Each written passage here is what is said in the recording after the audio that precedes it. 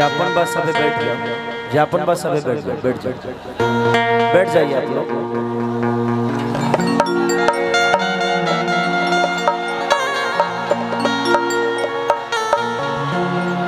सबसे पहले हमारा तरफ से आज हमनी के साथ रहे वाला, हमनी के हमेशा दाहिना हाथ बन के हमके हमेशा खड़ा होके वाला मोनू भाई और हमारे बड़े भैया विकास भैया, और आज ये तिलक समारोह छोटे भाई के हमनी के आई जी खाती हम कोनो नया नहीं की। और हमारे मुखिया जी राम कुमार सिंह जी, सबके दिल से प्रणाम। बाबा बाबा हमारे पवन बाबा जी भी कलाकार बंधु बा, सबके दिल से प्रणाम बा। ऐसे जे ही हमारा अपन घर बा मदारपुर में, हम बहुत दिन रहल बानी। जब स्ट्रगल पीरियड रहे हमारे, एगो हमार भाई रहले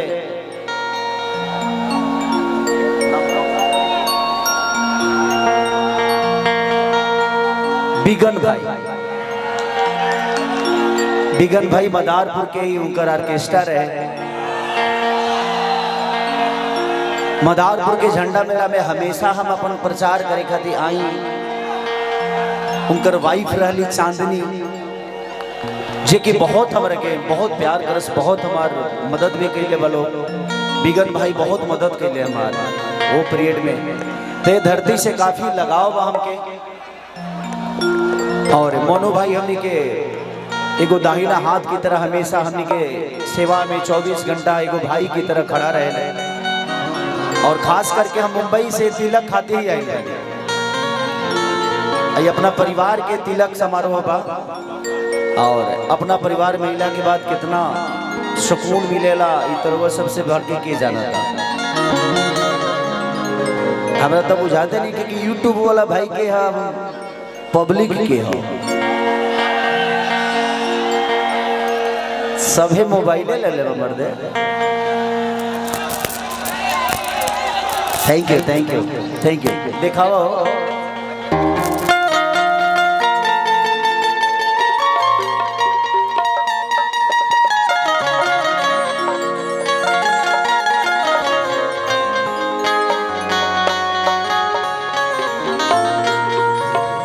इधर से लोगों के बैठा दीजिए, क्योंकि इधर भी लोग हैं ना, तो उनको देखने में दिक्कत होगा। बैठा दीजिए सभी अपने बा, क्योंकि सब लोग बैठ जाओ बैठ जाओ। वाह अखिलेश बाबा, अच्छा अखिलेशो मोबाइल बनी।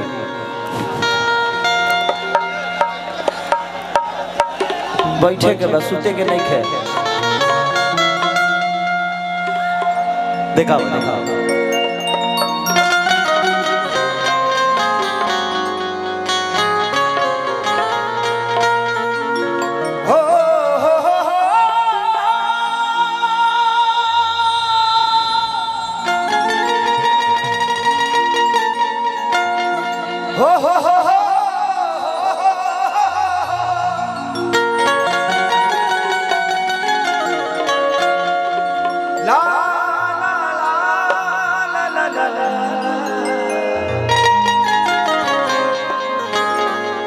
ला ला ला ला ला ला ला।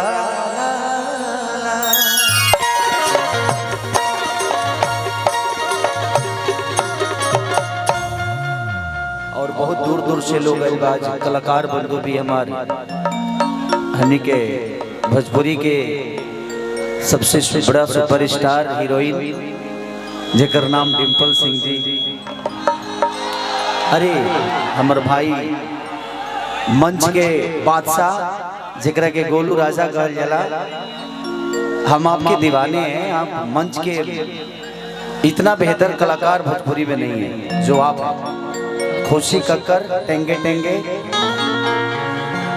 और बहुत सारे। और हमारा भाई छोटा अनोज आया है, मोनू अलबेला, हमारी असगर भाई की पूरी टीम, सबका स्वागत है। आप लोग इतना प्यार आशीर्वाद देते हैं सबको, और क्यों छूटन तो नहीं खे ना। अरे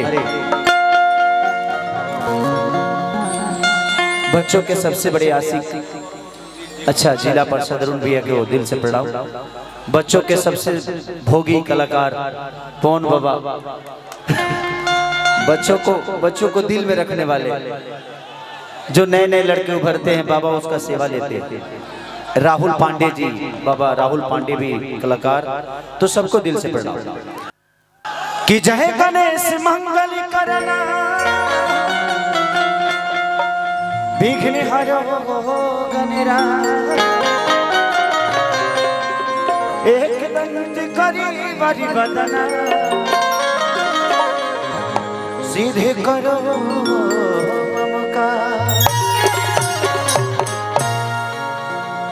माँ के ज्योति से नूर मिलता,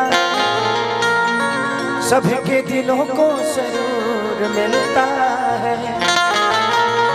कि माँ के दरबार में जो जाए खाली हाथ, उसे कुछ ना कुछ जरूर मिलता है।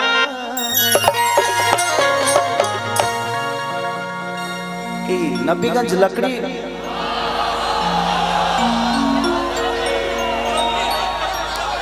अच्छा लकड़ीगंज में ही पड़ेगा ना, लकड़ी नबीगंज पड़ौनी। ऐसे जे हम नहरवा देखे तम के याद आ गई, बिगन भाई के डेरवा नहरवा के लग ही रहे।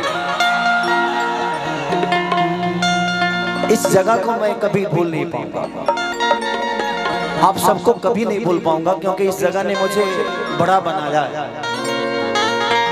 लोग कहते हैं ना कि स्ट्रगल, मैं ऑर्केस्ट्रा में गाया हूँ भाई, हम नाच में रहल नहीं, नाच में गौले जरूर बने।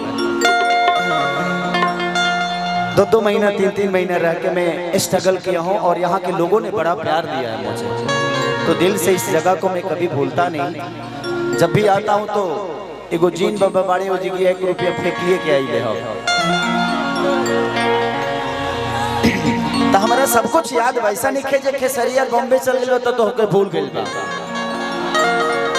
हमारा जीवन के हर छोटी छोटी बात भी हमके आज भी याद बा। डिम्पल जी संग हर वो चीज कई याद बा हमके।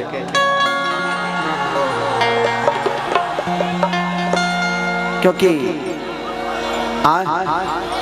कमवा कईल का याद बा, सब कुछ कमवे में आवेला। कि पनवा से पातरी फूलवा से नाजो, हई मोर माई महारानिया रे। लेकिन एकरा पहले सबसे विशेष बात बता देना चाहते हैं कि आज कई दिन जोन हमनी खाती बा, बहुत दिन बाद हम मदारपुर के धरती पर बहुत दिन बाद साथ कार्यक्रम। मैंने अभी कौन ठंडा लगता कि तू पंखा लगा दे आज तेरा के गजब खत्म बड़ा है, ना ले जाइए ऊपर ही के हटावा ना मर दे। तारा लगता है हम कॉमेडी करता नहीं, ले जाएंगे के होने रखा लौकत है। मैंने हमार मुड़ी ले हल जरूरी बा, मुंह देखा होने ले जा बहुत ही जाओगे वाला ले ले फोटो। तो विकास भैया को दिल से प्रणाम कि आज मेरी पुराने धरती पे आपने मुझे और मनु भाई को दिल से धन्यवाद कि आप लोगों की वजह से मैं अपने स्ट्रगल पीरियड के लोगों से मिल पाया, इन लोगों से अपना प्यार और आशीर्वाद ले पा रहा हूँ।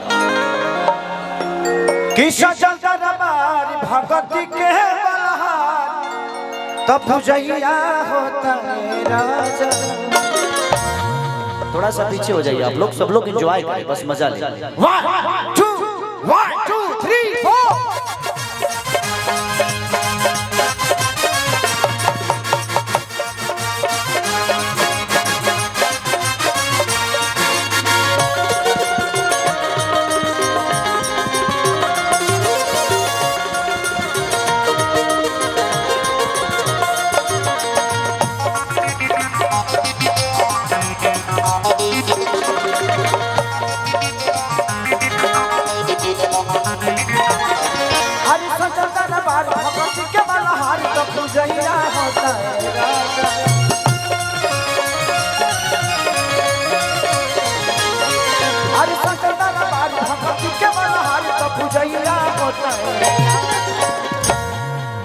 थोड़ा सा ढोलक का बढ़ा दीजिए आवाज, मॉनिटर में ढोलक की आवाज नहीं आ रही है, थोड़ा सा देखिए ना साउंड ऑपरेटर। साजे से होएगा बाजता। तबला में और ढोलक में दोनों में बढ़ा दीजिए। बढ़ाइए बढ़ाइए बढ़ाइए और बढ़ाइए और बढ़ाइए। हाँ हाँ कि नवती नदिया जाने लोग जागेला तो माइके लागल बावे माइके लागल बावे माइके लागल बावे निमिया पर झुलवा बन में हवा झुर झुर लागेला।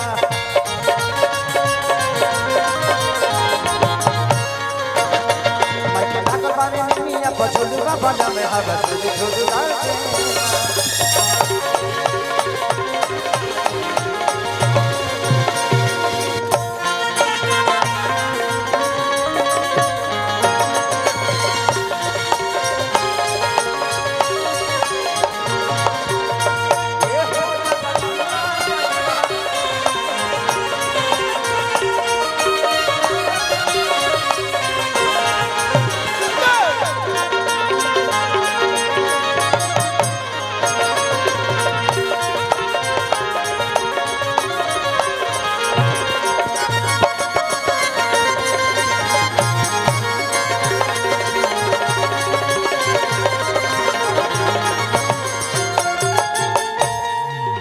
देख लीजिएगा मंच ज्यादा कमजोर तो नहीं है ना, ओके ना। काहे तबाल होएगा बना दे लो। आज डिंपल तो उदास कहे बड़ी बड़ी।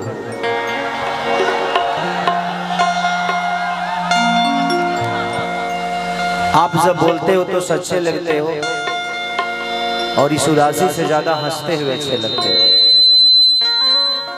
कितना लोग देखो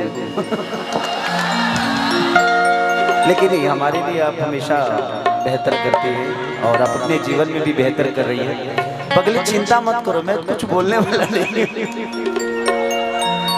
ऐसे ही हम भी बात से बड़ा दूर रहता नहीं। जिंदगी में आपकी बातों को दुनिया सुनती है, ये कम उपलब्धि नहीं है, उसको बुरा मत समझना। कुछ तो बात है आप में। अरे हम जानते हैं तोरा में का बा, छोड़ दुनिया के, हम देख ले बनी नू, छोड़ दुनिया का कहता मत फिर में पड़ी हो, हम जाना तनी तरह में का बा। बहुत बा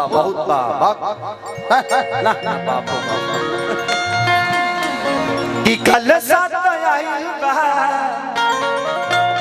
जहिर पाइल बा आ झूला झूले खातिर पर रेशम डोरी बनाई कि कल साथ आइल बा जहिर पाइल बा देखो ये भाई नहीं के रंग जाए।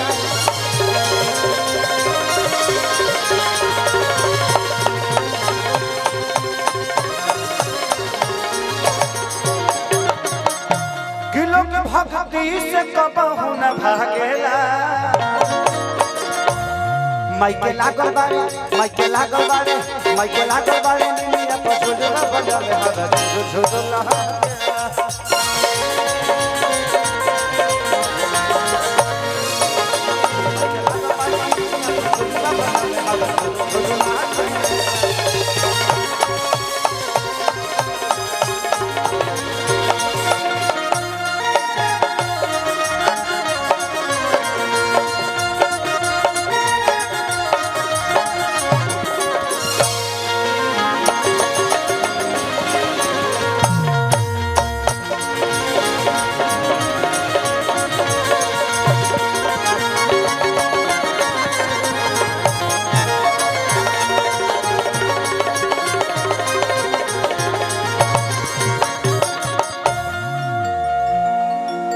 कि अखिलेश बेदर्दी आइले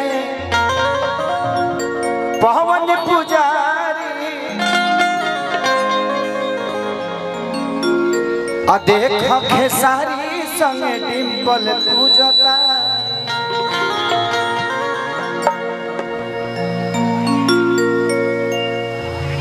तारा दूसर जगह ना मिलल हो कि अखिलेश बेदर्दी आइले पवन पुजारी देख खेसारी संग डिंपल पूजता।